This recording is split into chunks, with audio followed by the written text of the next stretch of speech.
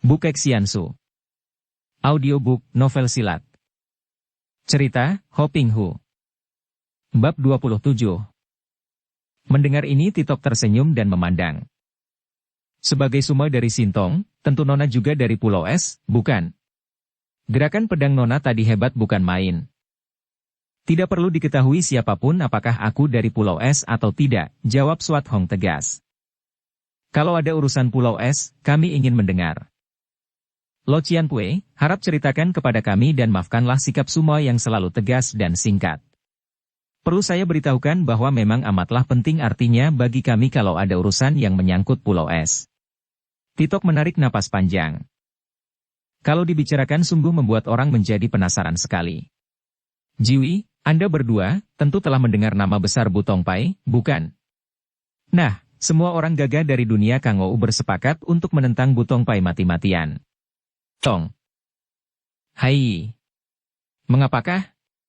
Maaf kalau aku mencampuri, akan tetapi sungguh hatiku penasaran sekali mendengar Bu Tongpai dimusuhi orang Kangou. Bukankah anak murid Bu Tongpai adalah orang-orang gagah yang dihormati oleh dunia Kangou? Mengapa sekarang hendak dimusuhi? Kuilun berseru lantang, matanya terbelalak lebar karena penasaran. Hahaha. Agaknya gurumu, si tua bangka Lam Hai Senjin masih belum mendengar berita karena dia selalu bertapa di pulaunya sehingga engkau pun belum tahu, orang muda yang gagah, Bu Tongpai telah beberapa bulan ini dikuasai oleh seorang ketua baru. Soal pengangkatan ketua baru Bu Tongpai, kurasa adalah urusan dalam Bu Tongpai sendiri, kata pula Kuilun.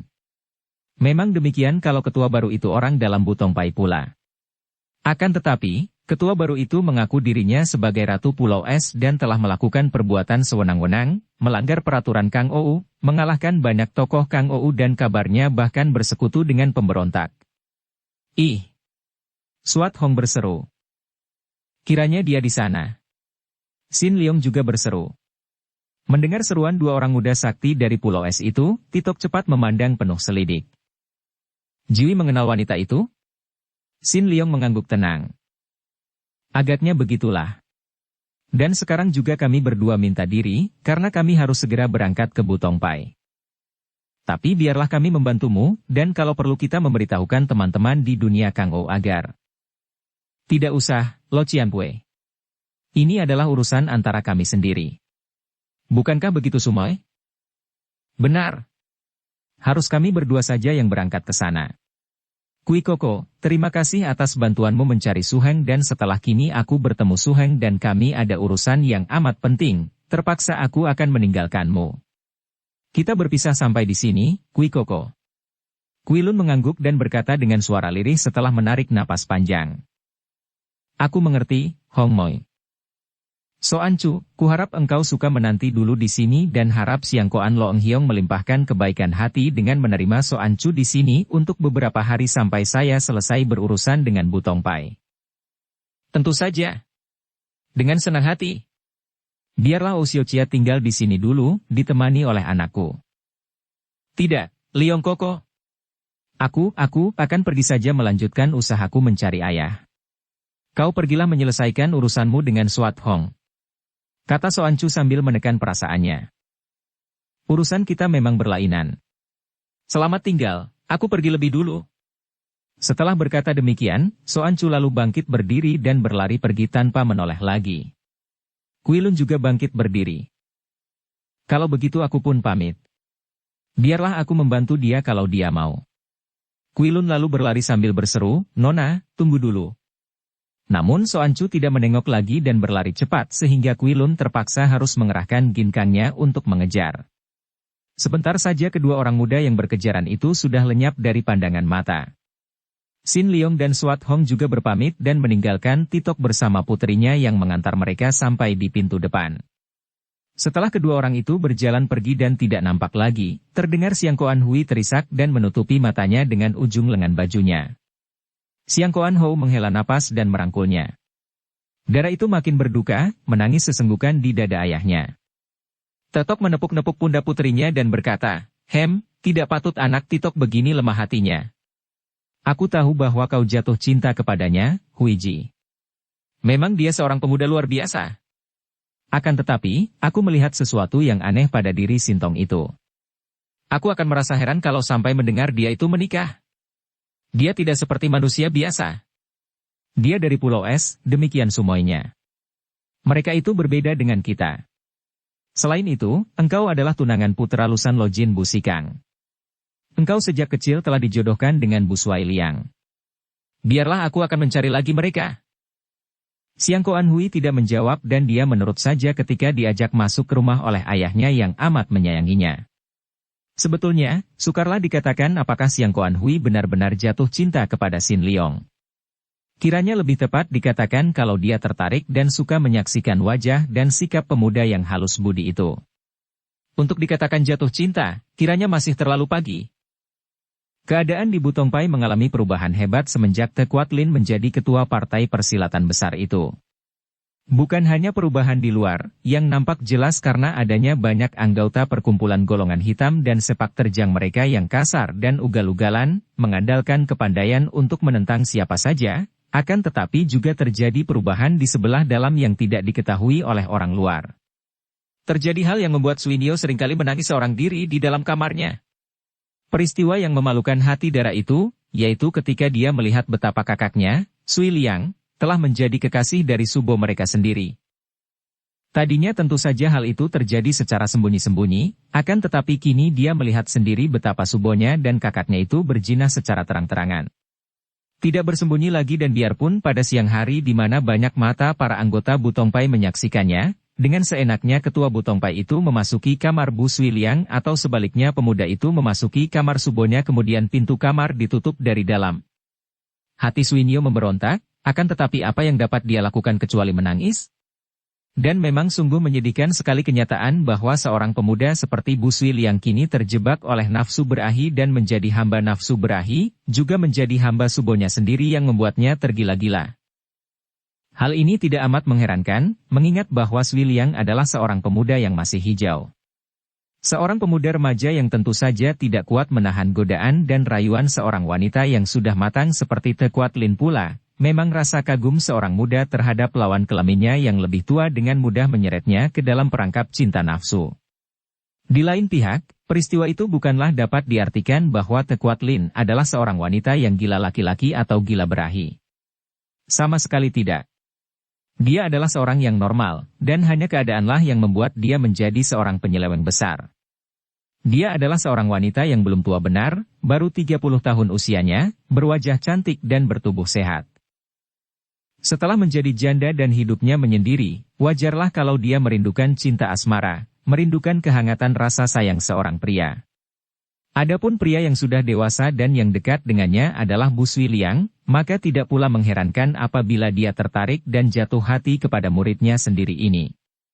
Karena pemuda ini masih hijau dan tentu saja tidak berani mulai dengan langkah pertama, maka Te Kuat Lin yang menggunakan perasaan kewanitaannya untuk membuka pintu dan menggerakkan kaki dalam langkah pertama.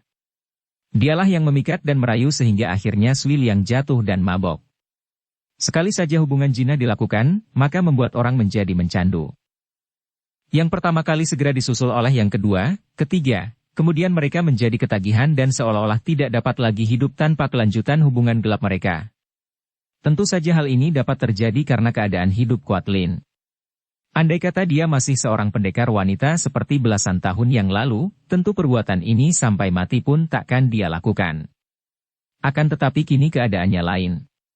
Dia menjadi seorang wanita yang berhati keras oleh sakit hati, kemudian menjadi tak peduli oleh keadaannya sebagai seorang ketua paksaan dari Butongpai, seorang yang bercita-cita untuk mencarikan kedudukan setingginya bagi putranya.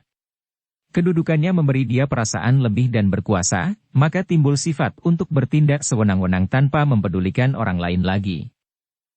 Akan tetapi, selain hubungan gelap dengan muridnya yang tersayang ini, Kuat Lin juga mulai dengan langkah-langkah ke arah tercapainya cita-citanya. Dia mulai memperkuat Butongpai dengan mengadakan hubungan dengan para pembesar di kota raja melalui anggota-anggota barunya, yaitu para pembesar yang mempunyai cita-cita yang sama, para pembesar calon pemberontak. Kedudukan Butongpai makin kuat setelah terjadi peristiwa hebat pada beberapa hari yang lalu. Pada beberapa hari yang lalu, pagi-pagi sekali, anak buah Butongpai gempar dengan munculnya dua orang laki-laki di pintu gerbang Butongpai. Tidak ada seorang pun anak buah Butong Pai yang berani sembarangan turun tangan ketika mendengar dan mengenal bahwa dua orang ini adalah tokoh-tokoh besar dalam dunia persilatan. Ketika seorang di antara mereka, yang usianya sudah 60 tahun lebih, kumis dan jenggotnya sudah putih, mengatakan bahwa mereka minta berjumpa dengan ketua Butong Pai yang baru, para anak murid Butong Pai cepat memberi kabar kepada Te Kuat Lin yang pada saat itu masih enak-enak pulas dalam pelukan muridnya, juga kekasihnya, Bu Sui Liang. Terkejutlah dia ketika pintu kamarnya diketuk dan mendengar suara seorang murid bahwa di luar pintu gerbang terdapat dua orang tamu, ayah dan anak Shi Choa dari dusun Koanteng di kaki pegunungan Butongsan yang minta bertemu dengan ketua. Suruh mereka menanti di luar. Aku segera datang, kata Kuat Lin dengan marah.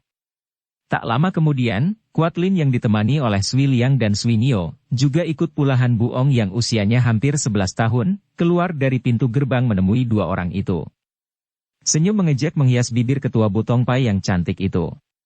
Semenjak dia merampas kedudukan ketua dengan paksa, sudah 5 kali dia didatangi tokoh-tokoh Kang Ou yang agaknya datang karena permintaan para Tosu Butong Pai yang mengundurkan diri. Para tokoh ini merasa penasaran dan membela para tokoh Butong Pai. Dengan mudahnya semua tokoh yang datang berturut-turut itu dirobohkan oleh Kuat Lin, ada yang tewas seketika, ada yang terpaksa pergi membawa luka-luka berat. Dan kini, ayah dan anak yang datang itu merupakan tokoh-tokoh yang datang ke-6 kalinya. Sui Liang dan Sui Nio yang menggandeng tangan Buong segera minggir dan membiarkan Subo mereka seorang diri menghadapi dua orang tamu itu. Dengan pakaian yang mewah dan indah, dandanan seperti putri kerajaan, Te Kuat Lin tampak sebagai seorang wanita bangsawan agung yang memiliki wibawa. Dengan sikap angkuh dia melangkah maju menghadapi dua orang itu sambil tersenyum. Kedua orang itu berpakaian sederhana, namun dari sikap mereka yang tenang jelas tampak kegagahan mereka sebagai pendekar-pendekar penentang kejahatan. Kakek itu biarpun sudah tua, masih kelihatan sehat dan kuat, jenggot dan kumisnya yang putih menambah keangkeran wajahnya. Di pinggangnya tergantung sebatang pedang dan dia memandang ketua Butong Pai dengan sinar mata penuh selidik.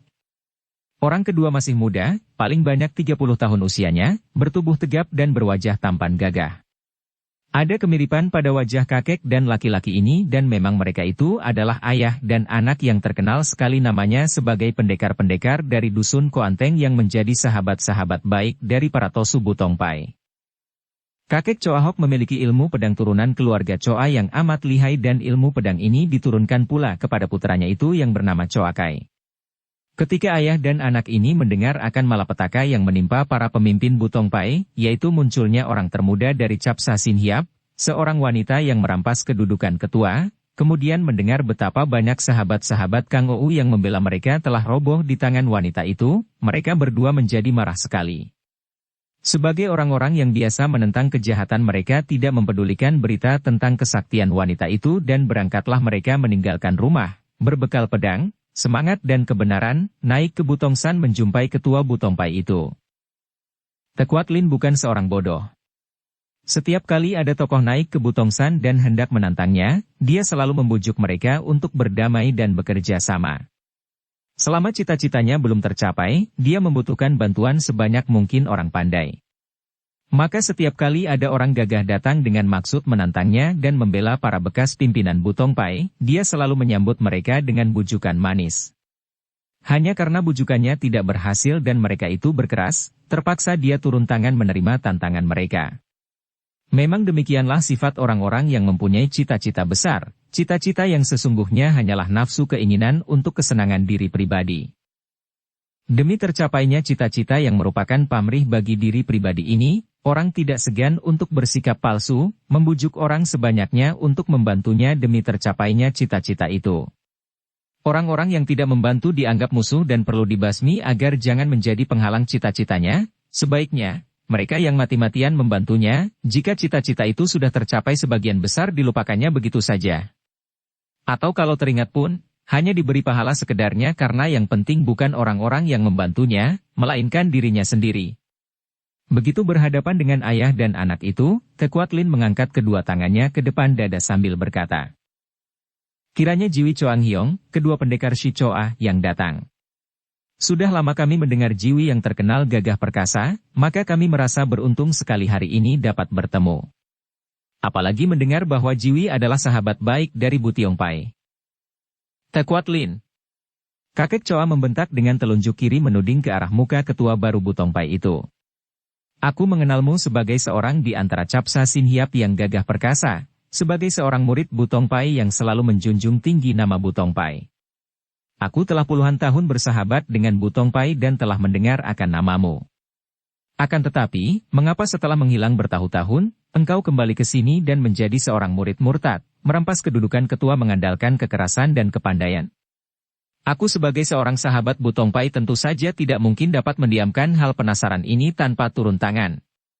Kuat Lin tersenyum manis dan melirik ke arah Soakai yang berwajah tampan, akan tetapi Soakai mengerutkan alis dan memandang penuh kemarahan. Choa Longyong agaknya kena dibujuk orang. Memang benar saya menjadi ketua Bu Tongpai, akan tetapi hal itu adalah demi kebaikan Bu Tongpai, demi cinta saya kepada Bu Tongpai. Saya ingin menjadikan Bu Tongpai perkumpulan terbesar dan terkuat di dunia Kang Ou, dan saya ingin menarik semua orang gagah menjadi sahabat yang dapat bekerja sama. Karena itu, saya harap Jiwi dapat membuka mata melihat kenyataan dan saya persilahkan Jiwi untuk datang sebagai sahabat dan untuk minum arak persahabatan bersama kami. Perempuan murtad. Jangan mengira dapat menyogok kami dengan omongan manis. Kakek itu membentak marah. Kedua alis yang hitam kecil dan panjang itu bergerak-gerak dan biarpun mulut yang berbibir itu masih tersenyum, namun kata-kata yang keluar mengandung nada dingin, habis apa yang kalian akan lakukan? Sing. Sing. Ayah dan anak itu telah mencabut pedang dan kakek Choa berkata, hanya ada dua pilihan bagi engkau dan kami. Pertama, engkau pergi meninggalkan Bu Tongpai dan kami akan berterima kasih kepadamu yang mengembalikan Bu Tongpai, kepada para pimpinan Bu Tongpai, atau kalau engkau berkeras terpaksa kami ayah dan anak turun tangan menggunakan pedang membela kehormatan sahabat-sahabat dari Bu Tongpai. Hai Hik. Betapa gagahnya keluarga Choa. Apakah ilmu pedang Hok Leong Kiam Sut sehebat sikap mereka? Perlu ditonton dulu. Tiba-tiba terdengar suara yang lantang dan merdu ini. Semua orang menengok, juga Tekuat Lin yang menjadi terkejut melihat ada orang datang tanpa diketahuinya. Hal itu saja membuktikan bahwa wanita yang muncul ini memiliki ilmu kepandaian yang hebat. Ayah dan anak itu mendengar nama ilmu pedang turunan mereka disebut-sebut, juga menengok dengan kaget. Wanita itu pakaiannya mentereng dan biarpun usianya sudah kurang lebih setengah abad, namun harus diakui bahwa dia adalah seorang wanita cantik. Rambutnya hitam gemuk dan panjang, dibiarkan terurai sampai ke pinggulnya yang menonjol di balik celana yang ketat. Tangan kanannya memanggul sebatang payung hitam dan wanita itu tahu-tahu telah berdiri di situ dengan gaya lemah lembut. Dia seorang wanita yang masih kelihatan cantik dengan tubuh padat akan tetapi ada sesuatu yang dingin mengerikan keluar dari sikapnya, terutama sekali sepasang matanya yang amat tajam itu karena mata itu terbelalak memandang hampir tak pernah berkejap. Melihat wanita ini, kakek Choa terkejut bukan main dan otomatis dia berseru keras. Kiam Mo Chaili. Putranya, Choa Kai terkejut. Tentu saja dia sudah pernah mendengar nama ini, nama seorang datuk kaum sesat yang amat terkenal sebagai seorang iblis betina yang selain kejam dan ganas, juga amat tinggi ilmu kepandaiannya. Kakek Choa merasa heran sekali mengapa iblis betina yang sudah bertahun-tahun tak pernah muncul di dunia Kang Ou dan kabarnya hanya bertapa di tempat kediamannya, yaitu di rawa bangkai di kaki pegunungan Luliangsan itu tahu-tahu kini muncul di situ. Dan biasanya, dimanapun iblis itu muncul, tentu akan terjadi malapetaka hebat. Tekuat Lin juga sudah mendengar nama itu, yaitu 10 tahun yang lalu ketika dia masih menjadi seorang di antara Capsa Sin Hiap. Ketika itu, nama Kiam Mo Chaili, wanita cerdik berpedang payung, sudah amat terkenal. Akan tetapi dia belum pernah bertemu dengan iblis betina itu dan sekarang dia melirik ke arah wanita itu dengan senyum mengejek. Dengan kepandaiannya seperti sekarang ini, dia tidak perlu takut menghadapi iblis yang manapun juga. Kiam Mo Chaili, apakah kedatanganmu tanpa diundang ini pun hendak menantang aku sebagai ketua Bu Tongpai? Kalau memang demikian, jangan kepalang tanggung, majulah kau bersama kedua orang Shi Choa ini agar lebih cepat aku menghadapi kalian. Ucapan yang keluar dengan tenangnya dari mulut ketua Bu Tongpai itu mengejutkan hati kedua orang ayah dan anak Shi Choa itu. Berani bukan main wanita ini menantang Kiam Mo Chaili seperti itu? Menyuruh datuk kaum sesat itu untuk mengeroyok. Akan tetapi Kiam Mo Chaili tertawa lebar sehingga tampaklah deretan giginya yang putih dan rapi, Hai Hik, hebat sekali mulut ketua baru Butongpai. Pantas kau disebut-sebut di dunia Kang Ou, kiranya memang memiliki keberanian yang hebat. Hanya karena mendengar engkau adalah Ratu Pulau Es maka aku terpaksa meninggalkan tempatku yang aman dan tentram. Kalau tidak karena nama ini, biar siapapun yang akan menduduki Butongpai, aku peduli apa? Sekarang hendak kulihat bagaimana kau menghadapi pewaris-pewaris ilmu pedang Hok Leong Kiam Sut yang terkenal ini. Kalau kau memang berharga untuk melawanku, barulah kita nanti bicara lagi. Te Kuat Lin tersenyum mengejek dan mendenguskan suara dari hidung. Kau merasa terlalu tinggi untuk mengeroyok. Baiklah, kalau begitu tunggu saja sampai aku membereskan dua orang ini. Di sini tidak ada bangku, duduklah di sini. Setelah berkata demikian, Kuat Lin menghampiri sebatang pohon dan sekali tangan kirinya bergerak menyabet dengan telapak tangan miring, terdengar suara keras dan pohon itu tumbang. Hebatnya, batang pohon itu putus seperti dibabat pedang tajam saja, rata dan halus sehingga sisanya merupakan sebuah bangku. Hai Hik, memang hebat singkangmu. Terima kasih, aku menanti di sini, kata Kiamo Chai Lilioksi dan sekali meloncat, tubuhnya sudah melayang ke atas batang pohon yang merupakan bangku bermuka halus itu.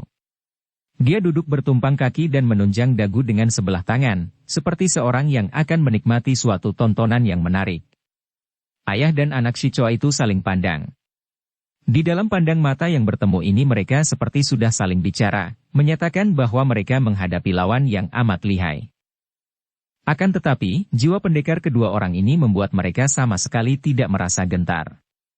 Mereka bukan saja membela sahabat-sahabat mereka Kui Tek Tojin dan para tokoh Butongpai, akan tetapi juga menuntut balas atas kematian dan kekalahan para tokoh Kang Ou yang datang lebih dulu dari mereka membela Butongpai.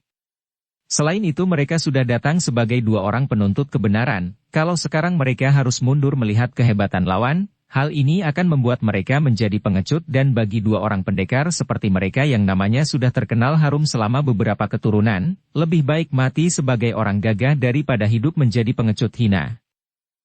Kalau begitu, Te Kuat Lin, bersiaplah engkau, teriak kakek Choa dan pedang di tangan kanannya sudah melintang di depan dada.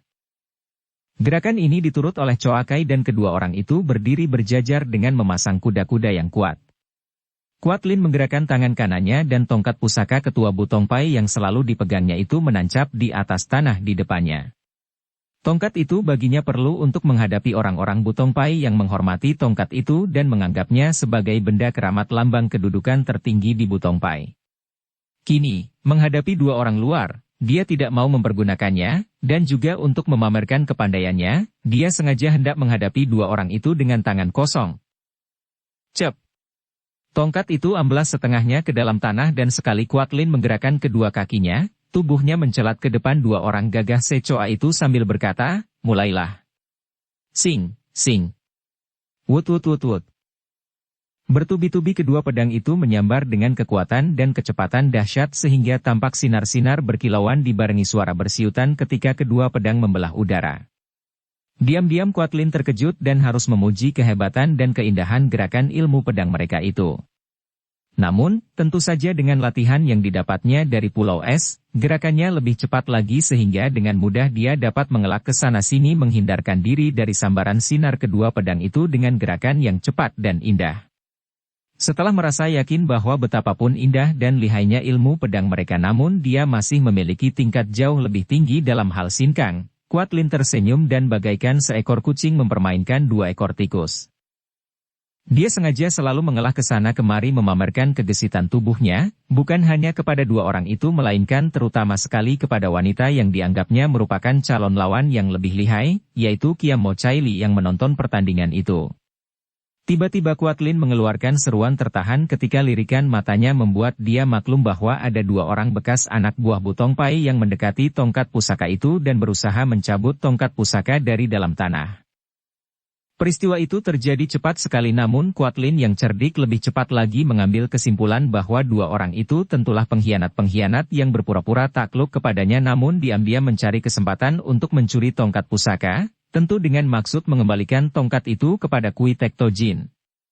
Pada saat itu, dua pedang ayah dan anak itu menusuk dari depan dan belakang dengan cepatnya.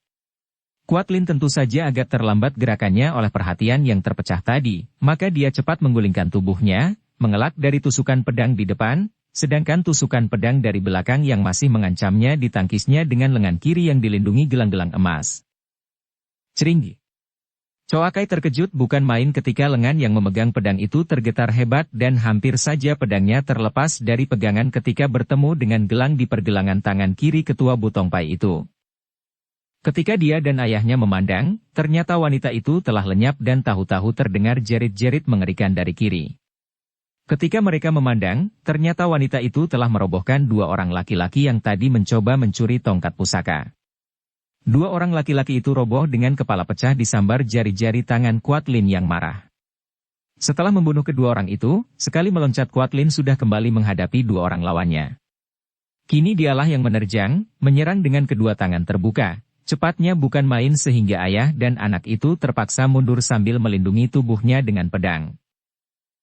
Bersambung ke bab 28.